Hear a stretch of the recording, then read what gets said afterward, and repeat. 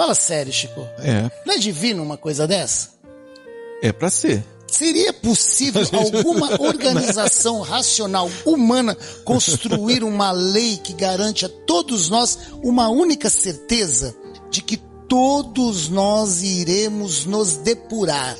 Se hoje a gente está se sentindo pesado por conta de tais culpas, fazendo com que a nossa realidade seja de uma realidade alienada mentalmente, tudo isso vai passar. Pela construção espiritual, isso tudo é um momento necessário para a efetivação desse processo evolutivo.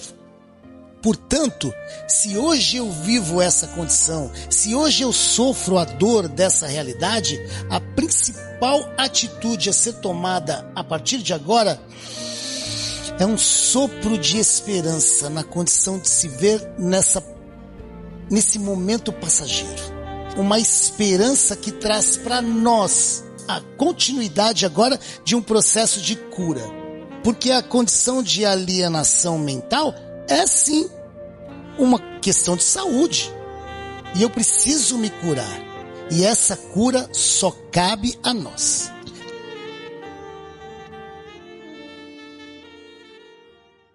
Tem uma frase do Emmanuel que ela é sensacional. Ele diz o seguinte: o inferno que eu enxergo está no meu olhar. É isso mesmo. Da mesma forma, o céu que eu espero enxergar, ele nasce no meu olhar. E faz todo sentido para todos nós entender que através do nosso pensamento é que a gente vai criar o mundo que a gente vive. É no pensamento, é na construção dos nossos quereres que a gente vai conseguir compreender aquilo que realmente a gente está objetivando colher.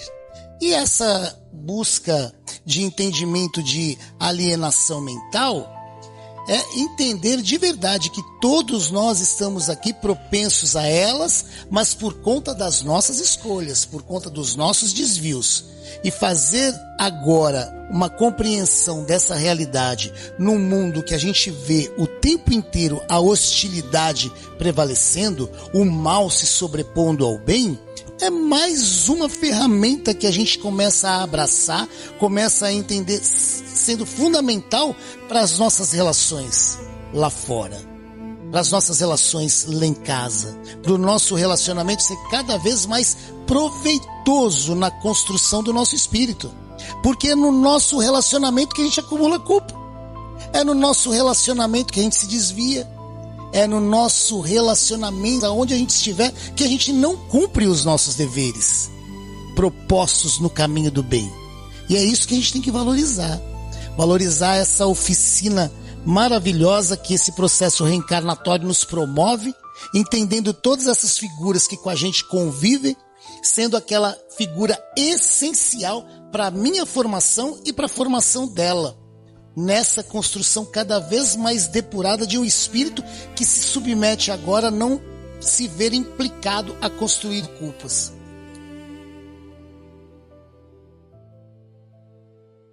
Se a gente está na luz e se afasta dela, a gente vai vivenciar a escuridão.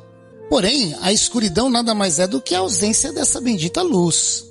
O calor, a mesma coisa. Estou aqui no calor e me afasto, eu vou vivenciar o frio. Dentro da nossa condição de entendimento de lei divina, a lei divina é o equilíbrio, é a harmonia.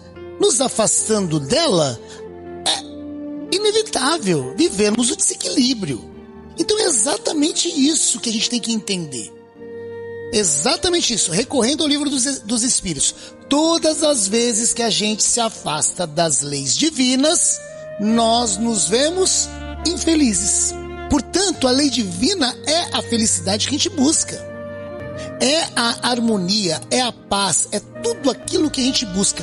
Que não entendendo isso, distraídos com a matéria, a gente está buscando essa felicidade num carro novo, a gente está buscando essa harmonia numa casa nova, a gente está buscando essa paz de consciência nas coisas que o dinheiro pode comprar, nos prazeres que a nossa carne pode sentir.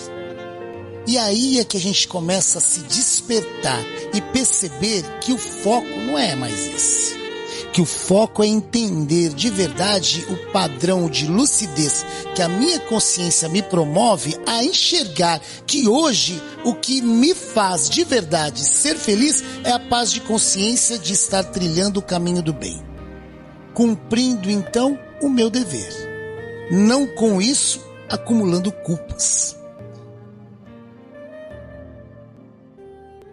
Se a gente tem agora a condição de olhar para trás com esse olhar lúcido, até aquilo que foi um problema lá atrás, ele se reconfigurando, ele se vê completamente diferente.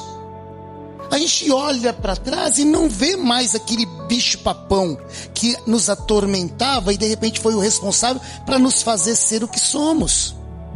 A gente olha para trás e entende de verdade, com essa releitura, algo que nos transforma agora. E nos transformando agora, o nosso mundo mudou, o nosso passado mudou. Pensem, tudo na nossa condição simples de fazer uso de uma consciência cada vez mais lúcida, olhando de verdade para nós mesmos, mesmo que lá atrás, enxergando a nossa condição ainda juvenil, infeliz lá atrás, capaz de ter sido levado a fazer o que fez, mas hoje completamente bem entendido. Cai por terra aquela história de que a gente não pode mudar o passado. A gente pode e deve mudar o nosso passado, trazendo luz, amparada pela doutrina espírita, tudo aquilo que a gente até hoje não consegue enxergar de verdade. Nós estamos aqui direcionados a entender que o Evangelho é o nosso maior recurso para o enfrentamento dessa jornada. A nossa consciência, ela se vê cada vez mais fortalecida quando embasada nas ferramentas do Evangelho. A gente se vê cada vez mais disposto a encarar essas nossas trajetórias na manutenção do dever quando a gente vem se armando com ferramentas proporcionadas por Jesus. Esse caminho, esse direcionamento, a gente sabe que talvez não seja o único. O Evangelho com certeza não é o único, mas a gente entende que ele é o melhor. E se a nossa consciência hoje, cada vez mais lúcida, se propõe a buscar condições cada vez mais seguras, é muito interessante a gente perceber que a gente não precisa perder mais tempo, perder mais desvios em busca daquilo que a gente talvez não entenda ser o suficiente. A doutrina espírita nos oferece o melhor, e isso tem peso. Jesus é o melhor.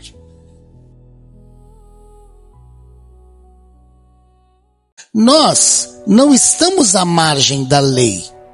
A lei divina nos direciona a dentro dela permanecer o tempo inteiro, porque fazemos parte da criação divina.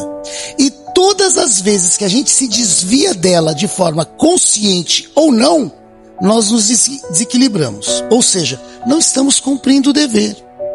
Existe o atenuante por conta da ignorância? Existe. Mas existe a dor por conta da nossa condição ignorante de se desviar. Porém, a gente não pode esquecer que somos espíritos milenares. Dentro dessa nossa condição de aprender a se ver dentro dessa lei, a gente foi adquirindo já o suficiente para saber, no mínimo, que o nosso dever é o cumprimento do bem.